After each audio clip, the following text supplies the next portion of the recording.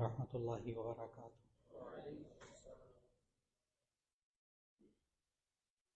نحمده ونصلي على رسوله الكريم، اما بعد فاعوذ باللہ من الشیطان الرجیم، بسم اللہ الرحمن الرحیم۔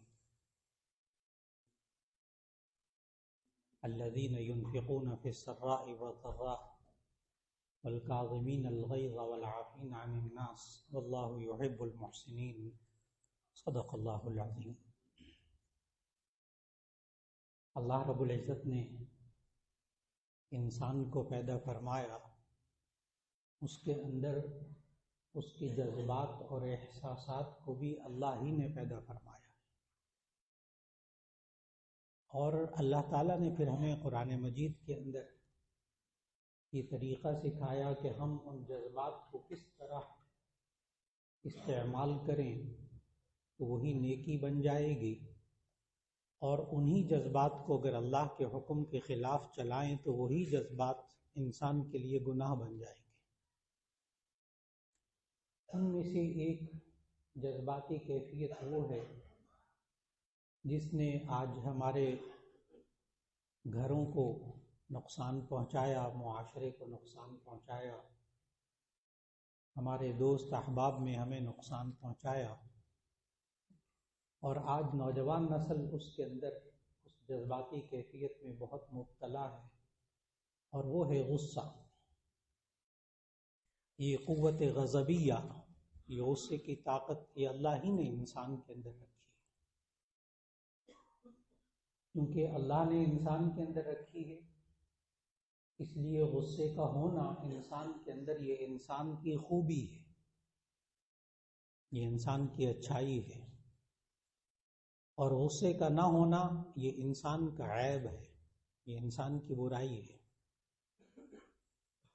آپ کو کوئی آیت، کوئی حدیث ایسی نہیں ملے گی جس میں اس بات کا ذکر ہو کہ اچھا انسان وہ ہے جس میں غصہ نہ ہو۔ کوئی آیت، کوئی حدیث نہیں ملے گی۔ یہ جو آیت تلاوت کی، اس میں بھی اللہ تعالیٰ نے یہی بتایا، وَالْكَاظِمِينَ الْغَيْظَ، وہ لوگ جو غصے کو بجھانے والے ہوتے ہیں، قابو رکھنے والے ہوتے ہیں۔ اس لیے کہ غصے کی تعریف یہ کی جاتی ہے، غصے کی جو جذباتی کیفیت ہے وہ کیا ہوتی ہے؟ غصہ کہتے ہیں کہ انسان خلاف اصول، خلاف مزاج کوئی بات دیکھے تو اس کی طبیعت میں جو ایک تیزی آتی ہے اس کو غصہ کہتے ہیں،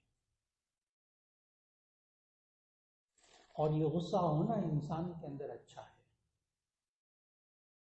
اس لیے کہ اگر انسان کوئی خلاف اصول بات دیکھے، خلاف مزاج کوئی بات دیکھے، اور اس کی طبیعت میں کوئی تبدیلی نہ آئے، تو اسے عربی میں جبن کہتے ہیں، بزدلی۔ اور نبی صلی اللہ علیہ وسلم نے اس سے پناہ مانگی، دعا مانگی، اللہم انی اعوذ بک من الجبن، اے اللہ میں تیری پناہ مانگتا ہوں بزدلی سے۔ تو انسان کچھ ہو جائے، نقصان پہنچ جائے، اس کو خلاف اصول، خلاف مفاد، اللہ اور اس کے رسول صلی اللہ علیہ وسلم کے حکم کے خلاف ہوتا دیکھتا ہے، ظلم ہوتا دیکھتا ہے، ایک اس کی طبیعت میں کوئی تبدیلی نہیں آتی، یہ بزدلی ہے۔ یہ غصہ آنا انسان کے اندر اچھا ہے، لیکن ذہن میں یہ بات آتی ہے کہ پھر یہ کیوں کہا جاتا ہے کہ غصہ نہیں کرنا چاہیے، غصہ پینا ثواب ہے، غصہ کرنا حرام ہے، یہ کیوں کہا جاتا ہے؟ اس کی وجہ یہ ہے کہ دراصل غصہ دو قسم کا ہے، ایک غصہ اچھا ہے، ایک غصہ برا ہے۔ اچھا غصہ وہ ہے جو اللہ اور اس کے رسول صلی اللہ علیہ وسلم کے احکامات کو ٹوٹتا دیکھ کر غصہ آئے۔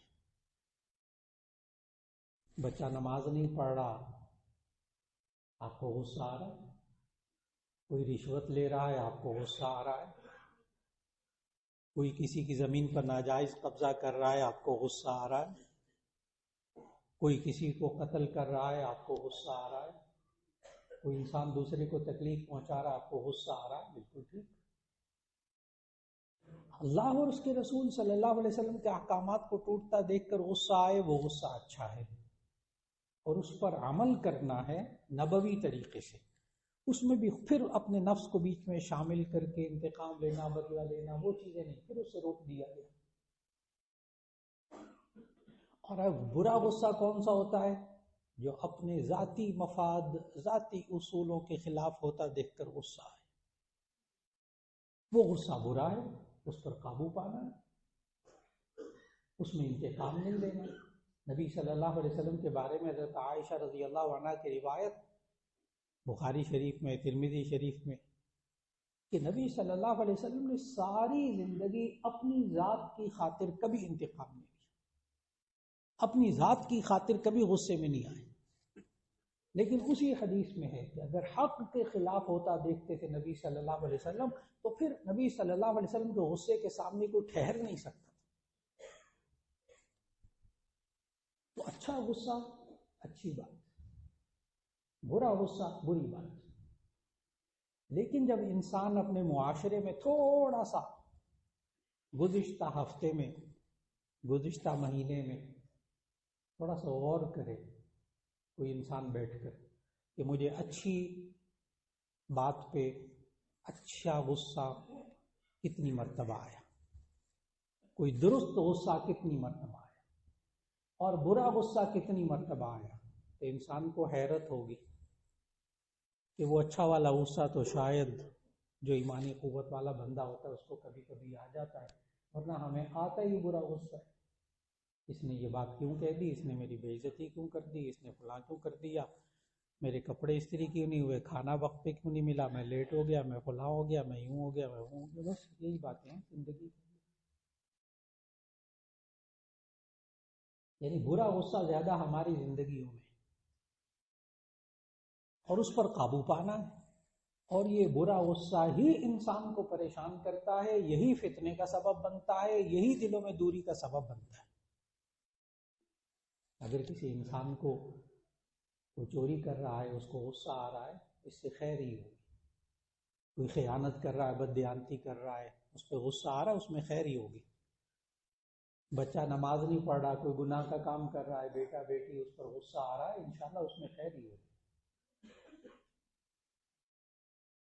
اور نبی کریم صلی اللہ علیہ وسلم نے صحابہ کرام رضوان اللہ علیہ مجمعین کے اندر اس غصے کو دبایا نہیں، اچھے والے غصے کو۔ ذہن میں رکھیے گا، اچھے والے غصے سے ہمیشہ شجاعت پیدا ہوتی ہے، بہادری۔ جس بندے کے اندر غصہ نہیں ہوگا نا، یعنی جبن بزدلی ہوگی، ظاہر ہے وہ بہادر تو نہیں ہوگا، اس کے اندر شجاعت نہیں ہوگی۔ اس لیے جس ماں اور جس باپ کے اندر غصہ نہیں ہوگا وہ کبھی اپنے بچوں کی تربیت نہیں کر سکتے۔ غصہ ہوگا تو تربیت کریں گے، یعنی خلاف اصول، خلاف ضابطہ، اللہ اور اس کے رسول صلی اللہ علیہ وسلم کے حکم کے خلاف کوئی بات دیکھیں گے، طبیعت میں تبدیلی آئے گی تو روکے ٹوکیں گے نا۔ اور اگر ماں باپ خود ہی بزدل ہو گئے، اگر ماں باپ خود ہی بزدل ہو گئے، یعنی جو مرضی ہوتا رہے، نوجوان بچے، بچیاں، بچے جو مرضی کرتے رہے، کوئی پرواہ نہیں، بس ظاہر تربیت کہاں کریں گے۔ تو غصے سے شجاعت پیدا ہوتی ہے، اور یہی قوت غضبیہ اور غصہ ہے جس سے عدالت انسان کے اندر پیدا ہوتی ہے۔ عدل و انصاف ہمیشہ وہ جج کر سکے گا جو کہ ہمت والا ہوگا، طاقت والا ہوگا، شجاعت والا ہوگا۔ اور جج اگر خود ہی بزدل ہو جائے تو بات ہی ختم ہوگی، بات ہی ختم ہوگی۔ وہ عدالت نہیں، وہ عدل و انصاف سے کام نہیں لے سکتا۔ انسان فیصلہ تب کرتا ہے، صحیح فیصلہ، جب وہ بہادر ہوتا ہے۔ شجاعت انسان کے اندر پیدا ہوتی ہے قوت غضبیہ سے، غصے کی طاقت سے۔ عدل و انصاف انسان کے اندر پیدا ہوتا ہے قوت غضبیہ کی وجہ سے۔ انسان دوسرے کا حق ادا کرتا ہے، دوسرے کا حق دلواتا ہے صرف اور صرف اس شجاعت کی وجہ سے۔ اور انسان اپنے نفس پر قابو پاتا ہے اسی شجاعت کی وجہ سے۔ اگر اس کے اندر شجاعت، بہادری نہ ہو، طاقت نہ ہو، آج معاشرے میں انسان جو غلط غصے میں ہوتا ہے نا، وہ اپنے آپ کو بہادر سمجھتا ہے۔ غصے میں آ کر انسان کہتا ہے میں یہ کر دوں گا، میں وہ کر دوں گا، اور وہ پھر کر بھی دیتا ہے، چیزیں بھی توڑ دیتا ہے، شیشہ توڑ دیا، فلاں کو مار دیا، مکہ مار دیا، تو سمجھتا ہے میں بڑا بہادر ہوں۔ غلط غصے میں انسان اپنے ہاتھ پاؤں چلا کر، اپنی زبان چلا کر اپنے آپ کو معاشرے میں بہادر سمجھتا ہے، اور نبی صلی اللہ علیہ وسلم نے بہادر کسی اور کو کہا۔ نبی صلی اللہ علیہ وسلم نے فرمایا لیس الشدید بسرعہ۔ آج یہ نوجوان بچے اور بچیوں کو یہ بات بڑی سمجھانے کی ضرورت ہے، خاص طور پر نوجوانوں کو، کہ یہ ہاتھ پاؤں چلانا، زبان چلا دینا، دوسرے کی بدتمیزی کر دینا، گالیاں دے دینا، اگلے کو نقصان پہنچا دینا، چیزوں کو توڑ دینا، بچہ سمجھتا میں بڑا بہادر ہوں۔ اس کو یہ حدیث سنانی چاہیے جب سنانے لگا کہ نبی صلی اللہ علیہ وسلم نے بہادر کس کو کہا۔ نبی صلی اللہ علیہ وسلم نے فرمایا لیس الشدید بسرعہ انما الشدید الذی یملک نفسہ عند الغضب۔ طاقتور وہ شخص نہیں ہے جو غصے میں دوسرے کو پچھاڑ دے، طاقتور وہ شخص ہے جو غصے کے وقت اپنے آپ پر قابو پائے۔ بہادر یہ ہے غصے میں آ کر دوسرے کو گالیاں دے دینا، دوسرے کو بے عزت کر دینا، دوسروں کو سب کے سامنے ذلیل کر دینا، کوئی کمال نہیں، کوئی کمال نہیں، یہ بہادری نہیں۔ بہادری یہ ہے کہ انسان کو وہ غلط غصہ آ رہا ہو تو انسان اس پر قابو پا لے۔ نبی صلی اللہ علیہ وسلم نے اس کو بہادری کہا۔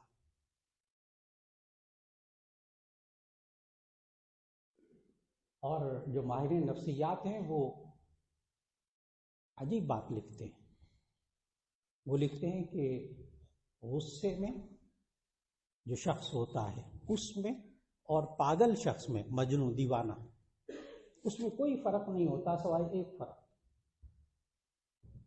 جو شخص غصے میں ہوتا ہے، یہ جب ہمارے نوجوان بچے اور بچیاں یا ہم معاشرے کے اندر کبھی غصے میں آتے ہیں نا، تو یہ ماہر نفسیات کی اس بات کو سمجھیں گے کہ کیا ہوتا کیا ہے، یہ کیا کہا ہے انہوں نے، تاکہ ہم اس کیفیت سے اپنے آپ کو بچا کے رکھیں۔ کہ ماہر نفسیات نے لکھا کہ غصے میں جو شخص ہوتا ہے اس میں اور پاگل شخص میں کوئی فرق نہیں ہوتا سوائے ایک فرق پہ، کہ غصے میں جو شخص ہوتا ہے اس کی عقل تھوڑی دیر بعد واپس آ جاتی ہے، جبکہ وہ جو دیوانہ مجنون پاگل بیچارہ اس کی عقل تھوڑی دیر بعد واپس نہیں آتی، اس کے علاوہ کوئی فرق نہیں۔ اور اس کی عقل جب واپس آتی ہے نا، غصے میں شخص، اس کی عقل جب واپس آتی ہے اس کو شرمندگی ہوتی ہے۔ بڑے سے بڑا جیدار شخص غصے میں جو کچھ کر بیٹھتا ہے اس کے بعد بہرحال اس کو شرمندگی ہوتی ہے، بہرحال وہ افسوس کرتا ہے، بہرحال وہ اپنے ہاتھ ملتا ہے ان اپنی بول اور اپنی زبان اور اپنے عمل کی وجہ سے جو اس سے غصے میں ہو جاتا ہے۔ بس اوقات ساری زندگی شرمندگی اٹھانی پڑتی ہے۔ بہت دفعہ جیلوں میں خود جانا پڑتا ہے، ایک تعلیم و تربیت کے پوری نظم کے ساتھ میں شریک ہوں اس میں۔ تو دنیا کے پاکستان کی 69 جیلوں میں قرآن حکیم اور ان کی قیدیوں کی تربیت کے سلسلے میں ذمہ داریاں نبھاتا رہتا ہوں۔ قیدیوں سے انٹرویو کرنا ہوتا ہے، جانا ہوتا ہے۔ الحمدللہ بہت بڑی ایک مقدار قیدیوں کے قرآن حکیم پڑھ چکی، اس کا ترجمہ پڑھ چکی۔ ان سے پوچھنا ہوتا ہے یہاں تک کیسے آ گئے، چھوٹا سا سوال، یہاں تک کیسے آ گئے، کیسے پہنچے؟ 90% لوگوں کا جواب ہوتا ہے بس کیا کریں اس وقت غصہ آ گیا۔ 90% جیلوں میں بند لوگوں کا ایک جواب ہے کیا کریں جی، غصے میں آ گئے تھے، پھر ساری زندگی کا پچھتاوا۔ اس لیے عربی میں خوبصورت ایک محاورہ ہے، اس کو غصے والے شخص کو بار بار سنانا چاہیے، اپنے بچے بچیوں کو خاص طور پر میں عرض کروں گا، نوجوان بچے بچیوں کو، یہ والا عربی کا محاورہ، اول الغضب جنون وآخرہ ندم، اول الغضب جنون وآخرہ ندم، غصے کا پہلا حصہ پاگل پن ہوتا ہے اور غصے کا آخری حصہ شرمندگی ہوتی ہے۔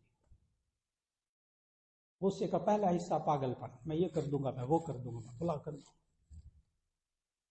گا، اور جب کر لیتا ہے تو وہ آخر وہ ندم، اس سے آخر میں شرمندگی ہوتی ہے۔ آخر اگر یہ کیفیت انسان کی ہو جائے تو اس میں کیا کرنا چاہیے؟